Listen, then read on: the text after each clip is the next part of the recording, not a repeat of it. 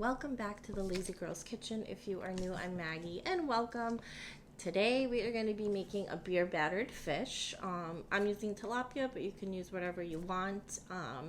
It's super easy, super delicious, perfect as your fish and chip kind of meal. So if you want to see how it comes together, just keep watching. Occasionally, I need to breathe.